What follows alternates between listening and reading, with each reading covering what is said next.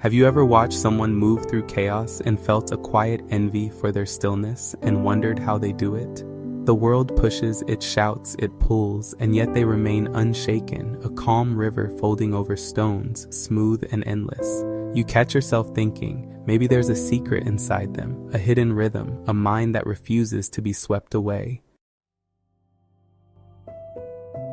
Imagine a crowded subway during rush hour. People pressing, shouting, bumping, and the tension settling like smoke. They stand there, shoulders relaxed, eyes soft, chest steady, like the noise is outside their skin, not inside it.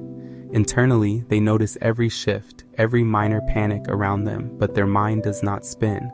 Thoughts arrive and pass like clouds drifting over a clear sky, never catching, never storming. They may feel the pulse of urgency in others, the flicker of fear, the rush of irritation, but it is observed, not absorbed. Their body remains loose, their breathing deep, a quiet anchor against a stormy world.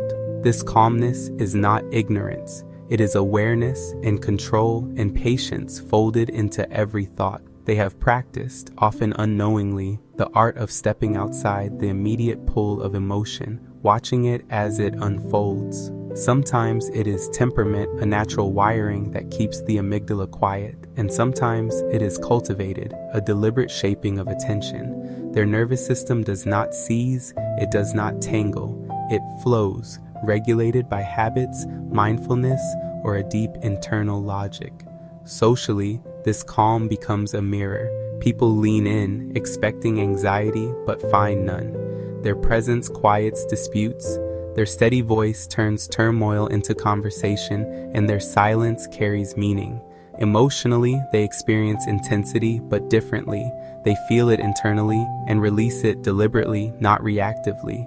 There is no rush to judgment, no clawing at control, only measured understanding and the patience to wait for clarity. Philosophically, their calm is a lens on the impermanence of chaos. They know that storms pass, that noise fades, that reactions are optional, and peace can be chosen. This is not passivity, it is strength, a refusal to be hijacked by every pulse in the environment.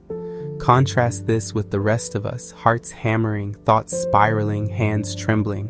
The same event, a sharp word, a deadline, a sudden accident, throws us into internal fireworks, while they remain unmoved like a mountain watching rain. It is tempting to think this detachment is coldness or emotional distance, but it is neither. They feel deeply but selectively, like tuning into a single instrument in a symphony, while the rest blends into a gentle hum. Understanding this calmness reveals a quiet truth. Emotion does not have to be reaction. Awareness can be layered. Observation can coexist with feeling, and clarity can arise in the eye of internal and external storms. You are not strange if you do not move this way, and you are not failing if the world seems to pull you off balance.